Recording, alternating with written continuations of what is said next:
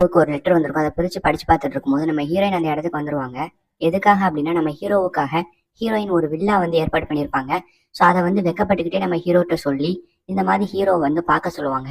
நம்ம ஹீரோவும் இதை சொல்றதுக்கு எதுக்கு இவ்வளவு வெக்கப்படுற தயங்குற அப்படின்னு சொல்லிட்டு கேட்கறான். அதுக்கு நம்ம ஹீரோயினும் இந்த வில்லாவை நானும் என் கூட வேலை செய்யறவங்களும் தான் ரொம்ப கஷ்டப்பட்டு மேக் பண்ணோம். ஸோ ஒரு வேளை உங்களுக்கு பிடிக்காம போறதுக்கான சான்சஸ் இருக்கு. இருந்தாலும் அவங்க பெஸ்டா தான் பண்ணியிருக்காங்க.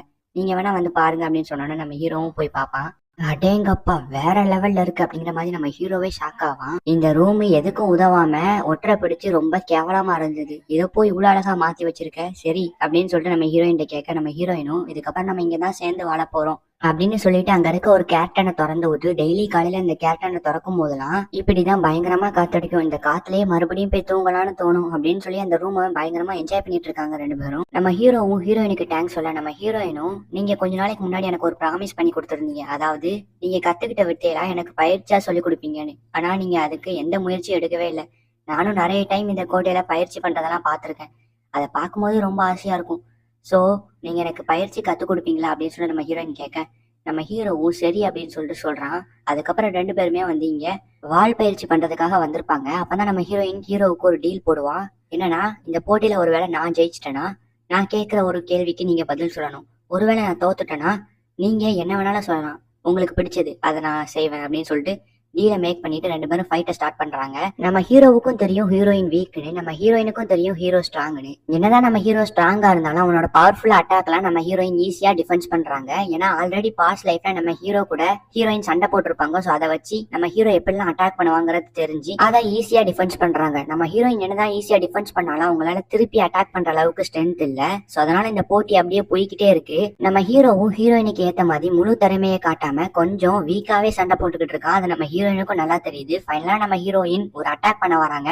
அப்ப நம்ம ஹீரோயினோட கத்திய பறக்க விட்டுறான். ஃபைனலா நம்ம ஹீரோ ஜெயிச்சுட்டான். நம்ம ஹீரோவும் ஹீரோயினை பார்த்து நான் உன்னை குறைச்சு மதிப்பிட்டுட்டேன், இருந்தாலும் ரொம்ப சூப்பரா சண்டை போடுற, சரி நான் ஆசைப்படுற ஒரு விஷயத்த நீ செய்வேன்னு சொன்னல அப்படின்னு நம்ம ஹீரோ கேட்கறான். அதுக்கு ஹீரோயினும் ஆமா உனக்கு என்ன பிடிக்குமோ அது கேளு, நான் என்னோட வார்த்தையில இருந்து பின்வாங்க மாட்டேன்னு சொன்னோன்னு நம்ம ஹீரோவும் 2 நாளைக்கு உன்னோட வேலையெல்லாம் கொஞ்சம் தள்ளி போட்டுரு, ஏன்னா நம்ம ஊருக்கு போறோம் அப்படின்னு சொல்லுவான்.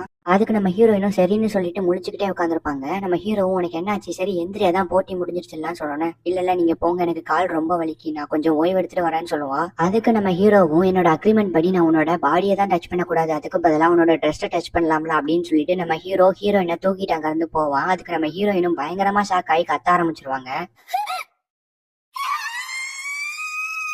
அதுக்கு நம்ம ஹீரோ என்ன சின்ன குழந்தை மாதிரி அடம் பிடிக்கிற, சரி வா வா, ஆமா நீ என்கிட்ட ஒரு கேள்வி கேட்பேன்னு சொல்லியிருந்தல, அது என்ன கேள்வி சொல்லுன்னு சொன்னா நம்ம ஹீரோயினும் ஆமா உங்களோட பிறந்தநாள் என்ன, உங்களுக்கு என்னெல்லாம் பிடிக்கும், உங்களோட ஹாபி என்னன்னு கேட்டுக்கிட்டே போவா. அப்படியே அடுத்த நாள் நம்ம ஹீரோயின் ஒலிவர் கிட்ட அருணாளிகன் எங்கன்னு கேட்பா. அதுக்கு ஒலிவரும் இந்த மாதிரி நேற்று நைட்டு ஃபுல்லா அவருக்கு ஒர்க் கொடுத்துருந்தாங்க, அதுக்கு பதிலா காலையில ரெஸ்ட் எடுக்காம இப்ப காலையில உள்ள ஒர்க்கையும் சேர்த்து பார்த்துட்டு இருக்காருன்னு சொன்னோன்னா நம்ம ஹீரோயினும் சரி அப்படின்னு சொல்லிட்டு அங்க இருந்து கிளம்பி நம்ம ஹீரோவை பாக்குறதுக்காக வந்திருப்பா.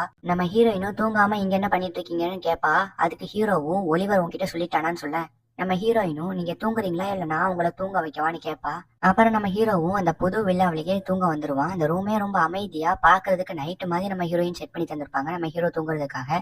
நீங்க நிம்மதியா தூங்குங்க, யாராவது வந்தா நான் பாத்துக்கிறேன்னு நம்ம ஹீரோயின் சொல்ல நம்ம ஹீரோவும் தூங்கிடுவான். அதுக்கப்புறம் நம்ம ஹீரோயினும் நம்ம ஹீரோ கிட்ட நானும் உங்ககிட்ட படுக்கலாமா அப்படின்னு சொல்லி கேட்பா. சரி அப்படின்னு சொன்னோன்னு நம்ம ஹீரோயினும் படுத்துக்குவாங்க. அதுக்கப்புறம் நெஞ்சில தட்டி கொடுத்துட்டு தூங்கு அப்படின்னு சொல்லிட்டு இருப்பாங்க. அம்மா என்ன பண்ணிட்டு இருக்கேன்னு கேட்டோன்னா இல்ல சின்ன குழந்தைங்களுக்கு இப்படிதான் பண்ணுவாங்க, அப்பதான் அவங்க டக்குன்னு தூங்குவாங்க அப்படின்னு நம்ம ஹீரோயின் சொல்ல. அதுக்கு ஹீரோவும் என்ன சின்ன குழந்தையா இது வரைக்கும் யாரும் பார்த்தது இல்ல, தடவை நீ தான் பாக்குற, என்ன எல்லாரும் அரக்கனாதான் பார்த்தாங்க அப்படின்னு சொல்லிட்டு நம்ம ஹீரோ சொல்லிட்டே தூங்குறான். நம்ம ஹீரோயின் நம்ம ஹீரோவோட கழுத்துல இருக்க தழும்ப மறுபடியும் பார்த்து அதை டச் பண்ணி பாக்குறாங்க. அப்ப நம்ம ஹீரோ டக்குன்னு நம்ம ஹீரோயின் கையை பிடிச்சிடுறான். நம்மளோட அக்ரிமெண்ட் படி நான் உன்னோட பாடியை டச் பண்ண கூடாது அதானே, ஒருவேளை நீ என்ன டச் பண்ணாலும் அது நான் உன்னை டச் பண்ற மாதிரி தானே, சரி அப்புறம் எதுக்கு நீ டச் பண்ண அப்படின்னு சொல்லிட்டு நம்ம ஹீரோ கேட்பான். நம்ம ஹீரோயின் இவன் ரொம்ப நேர்மையானவனா இருக்கானேன்னு சொல்லிட்டு அந்த கழுத்துல இருக்க துணியை எடுத்துட்டு நம்ம ஹீரோயின் என்னோட கழுத்து நீ டச் பண்ணிக்கலாம் பதிலுக்கு அப்படின்னு சொன்னோன்னா நம்ம ஹீரோவும் தலைவாணி எடுத்து மூஞ்சிலே அப்பிட்டு வேணும்னே தானே இதை பண்ற, உன்னோட இந்த அழகுல என்ன மயக்க பாக்குறியா, அப்படி எதுவுமே இல்லாமனா எதுக்கு என்கிட்ட படுத்த, நெருக்கமா அதுவும் இவ்வளவு க்ளோஸா இருக்க, உனக்கு எதுவும் தோணலையா, இவ்வளவு நேரம் உன்கிட்ட நெருக்கமா இருக்கிறத விட உன்னோட கண்ணை ஃபேஸ் பண்ணவே என்னால முடியல, ரொம்ப கஷ்டமா இருக்கு அப்படின்னு சொல்றான். நம்ம ஹீரோயினும் கூச்சப்பட்டுக்கிட்டே அதெல்லாம் ஒண்ணும் இல்ல, நீங்க நல்லா தூங்கணும் தான் நான் இப்படி பண்ணேன் அப்படின்னு சொல்றாங்க. சரி அப்போ நான் தூங்குற வரை இங்கேயே இரு, வெறுமனே இந்த அரண்மனையில யாருமே இல்லாம இருக்கிறத விட ஒரு ஆள் கூட இருந்து தூங்கும் போது நல்லாதான் இருக்கு அப்படின்னு சொல்லி நம்ம ஹீரோவும் தூங்குறான். அதுக்கு நம்ம ஹீரோயினும் கூச்சப்பட்டுக்கிட்டே சரின்னு சொல்றாங்க. அதுக்கப்புறம் கொஞ்ச நேரம் ஆனதுக்கு அப்புறம் நம்ம ஹீரோயின் அந்த இடத்துல பயங்கரமா தூங்கிட்டு இருக்காங்க. அவங்க தூங்கி எந்திரிச்சிட்டு, ஆமா நீங்க என்ன இங்க பண்றீங்க அப்படின்னு சொல்லி கேக்குறாங்க. உனக்கு எதுவுமே ஞாபகம் இல்லையான்னு சொன்னோன்னே, இல்ல நான் மறந்துட்டேன். சரி நீங்க நல்லா தூங்குனீங்களா அப்படின்னு சொல்லிட்டு ஹீரோயின் கேக்குறாங்க. நம்ம ஹீரோ டக்குன்னு நம்ம ஹீரோயின் மேல ஒரு போர்வையை போத்தி விடுறான். யாருன்னு பார்த்தா நம்ம ஒலிவர் இந்த இடத்துக்கு வரான். நம்ம ஹீரோ நல்லா தூங்குறானா, அவனுக்கு ஏதாவது டிஸ்டர்பன்ஸ் ஏற்படுதா, ஏன்னா ரூம்ல சத்தம் கேக்குதா, அதனால வந்து நல்லா தூங்குங்க அப்படின்னு சொல்லிட்டு போறதுக்காக வந்திருப்பான். சரி அப்படின்னு சொல்லிட்டு நம்ம ஹீரோ அவனை அனுப்பி வைக்கிறாங்க. அவன் போயிட்டான், வெளியே வா அப்படின்னு சொல்லிட்டு ஹீரோ சொல்றான். அதுக்கு ஹீரோயினும் வெக்கப்பட்டுக்கிட்டு உள்ளேயே இருக்காங்க. அதுக்கப்புறம் நம்ம ஹீரோயின் அந்த ரூமை விட்டு வெளியே வந்துருவாங்க. வெளியே வந்ததுக்கு அப்புறம் நம்ம எல்சி அந்த இடத்துக்கு வருவா. இந்த மாதிரி அரியா ட்ரேட் கம்பெனி உங்களுக்கு ஒரு பெட்டி அனுப்பியிருக்காங்கன்னு சொன்னோன்னே நம்ம ஹீரோயின் அதை வந்து திறந்து பாப்பா. ஸோ உள்ள வந்து ஒரு விக் இருக்கும்.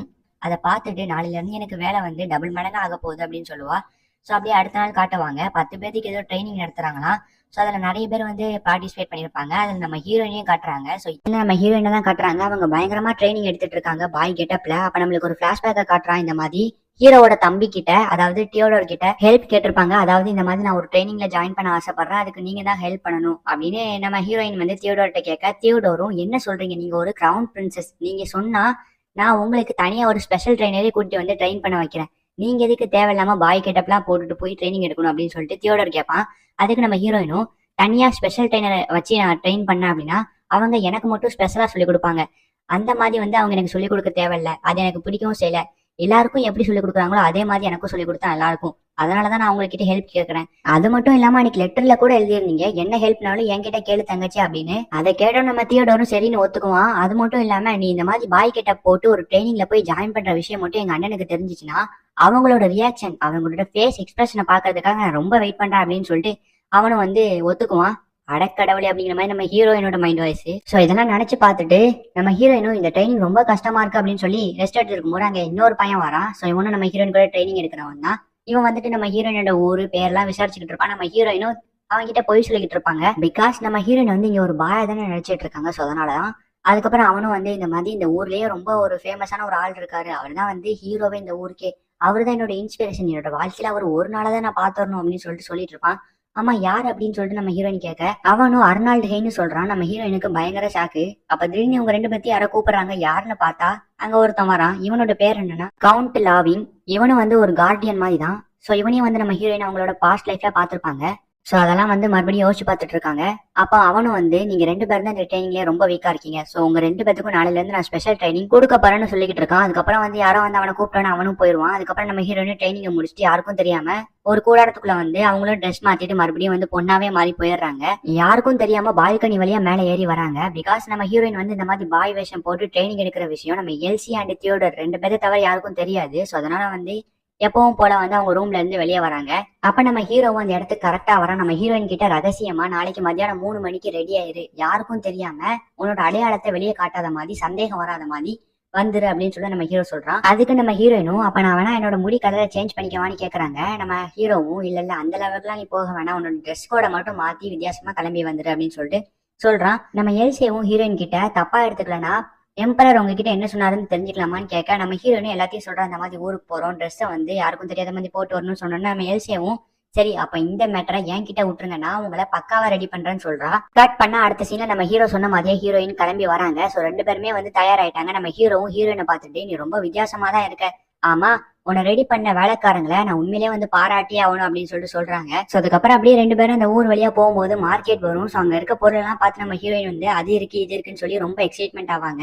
அதுக்கு நம்ம ஹீரோவும் சரி அப்ப நம்ம வேணா இந்த மார்க்கெட்டை சுத்தி பார்த்துட்டு போலாம் அப்படிங்கிற மாதிரி சொன்னோன்னா நம்ம ஹீரோயினுக்கு பயங்கர சந்தோஷம். அதுக்கப்புறம் நம்ம ஹீரோவும் எடுத்து அவனோட பேக்கெட் டைம் வாட்ச பார்ப்பான். அதுக்கப்புறம் 2 பேருமே அப்படியே அந்த மார்க்கெட்ல இருக்க பொருள் எல்லாம் சுத்தி பார்ப்பாங்க. நம்ம ஹீரோயினும் வந்து எல்லாத்தையுமே வந்து ரிசர்ச் பண்ணிட்டு இருப்பாங்க. அங்க வந்து ஒரு பூ மாதிரி ஒண்ணு இருக்கும், அதை எடுத்துட்டு போய் ஹீரோட்ட கொடுத்து இது பாக்குறதுக்கு கொஞ்சம் கேவலமா இருந்தாலும் ரொம்ப ருசியா ரொம்ப சத்தானது அப்படின்னு சொன்னா நம்ம ஹீரோவும் சாப்பிடுறான். நம்ம ஹீரோவும் அப்பப்போ வந்து அவனோட பேக்கெட் டைம் வச்சு பாத்துக்கிறான். சரி வா போலாம் அப்படின்னு சொல்லிட்டு போறான். போற வழியில ஒலிவர் நம்மளை பத்தி சந்தேகப்படாம இருந்தா சரி அப்படின்னு சொல்லிட்டு போறாங்க. எங்க போறாங்கன்னு பார்த்தா ஒரு நகை கடைக்கு தான் கூட்டிட்டு இருந்திருப்பான். அங்க இருக்கவங்களும் நம்ம ஹீரோயினை பார்த்தோம் ரொம்பவே சந்தோஷப்படுறாங்க. நம்ம ஹீரோயினுக்கும் வெல்கம் பண்றாங்க. அதுக்கப்புறம் நம்ம ஹீரோயின் கிட்ட ஒரு 3 கல்ல கொடுத்து அதுல எது டூப்ளிகேட்னு சொல்லி கேக்குறாங்க. நம்ம ஹீரோயினும் எனக்கு தெரியாது அப்படின்னு சொல்லிட்டு சொன்னோன்னே பரவாயில்லையே உண்மையை ஒத்துக்கிறியா, சரி ஓகே அப்படின்னு சொன்னா நம்ம ஹீரோயின் வந்து அதை கண்டுபிடிக்கிறதுக்காக வந்து சில டூல்ஸ் எல்லாம் வந்து வச்சிருப்பாங்கல்ல, சோ அதை கேக்குறாங்க. அதுக்கப்புறம் அதுல வந்து பார்த்ததுக்கு அப்புறம் மூணுமே வந்து டூப்ளிகேட் ஆனதுன்னு சொல்லி கண்டுபிடிக்கிறாங்க. அவங்க ரொம்பவே ஆச்சரியப்படுறாங்க. இந்த மாதிரியான டூப்ளிகேட்டான கல்லை வச்சு இவ்வளவு அழகான ஒரு ஸ்டோனை வந்து மேக் பண்றதுக்கு ரொம்பவே வந்து கலைநயமான விஷயம் அப்படின்னு சொல்லிட்டு நம்ம ஹீரோயின் வந்து சொல்றாங்க. அதுக்கப்புறம் நம்ம ஹீரோ வந்து ஹீரோயினுக்காக ஒரு மோதிரம் பிரசன்ட் பண்றதுக்காக தான் இந்த கடைக்கு கூட்டிட்டு வந்திருப்பான். எதுக்காகனா நம்ம ஹீரோயினோட கல்யாணம் வேற நெருங்கிட்டு இருக்கு. சோ அதனால வந்து அந்த கல்யாணத்துல வந்து மோதிரத்தை மாத்திக்கிறதுக்காக வந்து நம்ம ஹீரோ வந்து பிரசன்ட் பண்றதுக்காக ஹீரோயினை கூட்டிட்டு வந்திருப்பான். இந்த விஷயம் அங்க இருக்க கடைக்காரங்களுக்கு கூட தெரியும், பட் நம்ம ஹீரோயினுக்கு தெரியாது. அது தெரிஞ்சோன்னா ரொம்ப ஷாக் ஆகுறாங்க. பிகாஸ் வந்து இந்த ஊர்ல வந்து கல்யாணம் பண்ணிக்கும் போது நகை மாத்திர கலாச்சாரம்லாம் வந்து கிடையாது. சோ அதை கேட்டோன்னா ரொம்ப ஷாக் ஆகுறாங்க. நம்ம ஹீரோவும் வந்து ஆல்ரெடி நான் வந்து உங்ககிட்ட டைரக்டா இந்த விஷயத்த சொல்லியிருந்தேன்னா நீ கண்டிப்பா வந்திருக்க மாட்டேன்னு எனக்கு தெரியும். பிகாஸ் உனக்கு ஒருத்தவங்க ஒரு பொருளை கிஃப்ட் பண்றது சுத்தமா பிடிக்காதுன்னு எனக்கு தெரியும். அதனாலதான் உங்ககிட்ட வந்து போய் சொல்லி இந்த மாதிரி வந்து உன்னை இதுக்கு சம்மதிக்க வச்சேன், என்னை மன்னிச்சிட்டு அப்படின்னு சொல்லிட்டு நம்ம ஹீரோ கேட்க நம்ம ஹீரோ இவ்வளவு கம்பல் பண்ணதுனால சரின்னு சொன்னோன்னா அவங்களும் போய் வந்து அந்த டிசைன்லாம் வந்து எடுத்து வருவாங்க. அதை பார்த்தோன்னா நம்ம ஹீரோயின் எதை சூஸ் பண்றதுன்னு தெரியாம முடிச்சுட்டு இருப்பாங்க. அதுக்கு அவங்களும் உனக்கு எந்த கலர் பிடிச்சிருக்கோ அதை சூஸ் பண்ணுமான்னு சொன்னோன்னா நம்ம ஹீரோயினும் கலரா அப்படின்னு சொல்லி நம்ம ஹீரோவோட கண்ணை பாக்குறா. அந்த கண்ணை பார்த்துட்டு நம்ம ஹீரோயின் அப்படியே கவிதையா எடுத்து விட்றா. இது வந்து உறைஞ்சு போன பனிக்கட்டிங்கிறா அப்படிங்கிறா இப்படிங்கிறா அதெல்லாம் வந்து சொல்லிக்கிட்டு எனக்கு ஹீரோவோட கண்ணோட கலர் மாதிரி ஒரு நகை டிசைனை கொண்டு வாங்க அப்படின்னு சொன்னோன்னே அவங்க எல்லாம் முழிக்கிறாங்க. அதுக்கப்புறம் தான் நம்ம ஹீரோயினுக்கு புரியுது நம்ம மைண்ட் வாய்ஸ் நினைச்சு சத்தமா பேசிட்டோன்னு. அதுக்கு அந்த பாட்டியும் சரிம்மா நீ சொல்றது எனக்கு புரியுது, உன்னோட ஃபீலிங்ஸ் எனக்கு புரியுது, நான் உனக்கு ஏத்த மாதிரியே ஒரு நகையை எடுத்து வரேன்னு சொன்னேன். இல்ல நான் வந்து தெரியாம சொல்லிட்டேன், நான் வந்து அந்த மீனிங்ல சொல்லல, இவரோட கண்ணு ஆக்சுவலா எனக்கு பிடிக்கும், சோ அதை வந்து நான் சொன்னேன், நீங்க வந்து தப்பா புரிஞ்சுக்கிட்டீங்க அப்படின்னு சொன்னேன். இல்ல எனக்கு வந்து புரியுது, நீ வந்து என்ன கேக்குறேன்னு எனக்கு புரியுது, நான் எடுத்து வரேன்னு சொல்லிட்டு அந்த பாட்டியை வந்து போய் எடுத்துட்டு வராங்க. அடச்சை அப்படிங்கிற மாதிரி நம்ம ஹீரோயின் வைக்கப்படுறாங்க. சோ அதுக்கப்புறம் நம்ம ஹீரோயினுக்கு பிடிச்ச மாதிரியே நம்ம ஹீரோவோட கண்ணு கலர் டிசைன்ல இருக்க அந்த நகையை வந்து சூஸ் பண்ணி ஆர்டர் கொடுத்துருவாங்க. சோ அதுக்கப்புறம் அங்க இருந்து வெளியே வந்துருவாங்க. அங்க இருக்க அரண்மனையோட மாடியில நின்று இந்த அழகான இயற்கை காட்சியை ரசிச்சுக்கிட்டு இருப்பாங்க. சொல்ல போனா நம்ம ஹீரோயின் ரொம்பவே சந்தோஷமா இருப்பாங்க. அப்புறம் தான் பார்த்து நம்ம ஹீரோ யாருக்காக வெயிட் பண்ற மாதிரியும் இருக்கும். நம்ம ஹீரோயின் அதை வந்து கேட்பா யாருக்காக வெயிட் பண்றீங்கன்னு. அதுக்கப்புறம் நம்ம ஹீரோ உனக்கு எப்படி இது தெரியும் அப்படின்னு சொன்னோன்னே நீங்க முதல்ல இருந்தே வந்து பாக்கெட் டைம் ஆச்சா பாத்துக்கிட்டே இருந்தீங்க, பட் ஆனா இங்க வந்ததுக்கு அப்புறம் பாக்குறதே இல்ல. அதுவும் இல்லாம இந்த இடம் வந்து ஊர்ல யாரெல்லாம் வந்து போறாங்க அப்படிங்கறத பாக்குறதுக்கான ஒரு இடம். சோ இந்த இடத்துல நின்று வந்து நம்ம வெயிட் பண்ணிட்டு இருக்கோம் அப்படின்னா கண்டிப்பா நீங்க யாருக்காவோ வெயிட் பண்றீங்க அப்படின்னு நான் முடிவு பண்ணிட்டேன் அப்படின்னு நம்ம ஹீரோயின் சொல்றாங்க. அதுக்கு நம்ம ஹீரோவும் ஆமா நீ சொல்றது கரெக்ட் தான், நான் ஒருத்தருக்காக வெயிட் பண்ணிட்டு இருக்கேன், அவரு பேரு கைல், அவரு கோயல்ஸ் நாட்டை சேர்ந்தவரு, அவரால் நம்மளோட கல்யாணத்துக்கு வர முடியாதான். சோ அதனால கல்யாணத்துக்கு முன்னாடியே ஒரு பார்ட்டி மாதிரி அரேஞ்ச் பண்ணி எல்லாத்தையுமே வந்து செலிப்ரேட் பண்றலாம் அப்படின்னு முடிவு பண்ணி அவர் இங்க வந்திருக்காரு. நான் அவர்கிட்ட வேண்டான்னு சொல்றதுக்குள்ளேயும் அவர் அடுத்த லெட்டர் எனக்கு வந்துட்டேங்கிற மாதிரி போட்டாரு. அதுக்கப்புறம் என்னாலேயே எதுவும் சொல்ல முடியல, அதனாலதான் அவருக்கு தான் வெயிட் பண்ணிட்டு இருக்கேன் அப்படின்னு நம்ம ஹீரோ சொல்ல நம்ம ஹீரோயின் கேட்டுட்டு இருப்பாங்க. அதுக்கப்புறம் நம்ம ஹீரோ சொன்ன மாதிரியே கெயில் வந்து வரான். அவனை பார்த்தோன்னு நம்ம ஹீரோயின் வந்து பாஸ்ட் லைஃப் எல்லாம் யோசிச்சு பாக்குறாங்க. நம்ம பாஸ்ட் லைஃப்ல நம்ம ஹீரோயின் இவனையும் பார்த்திருப்பாங்க.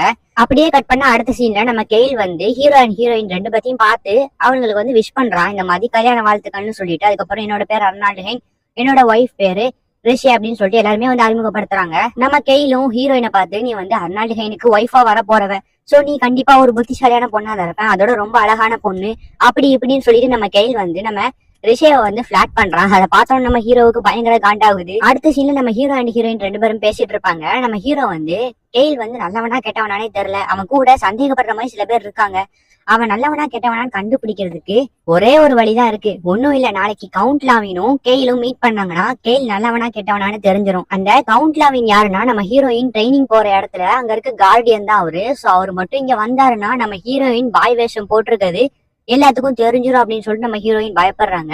சோ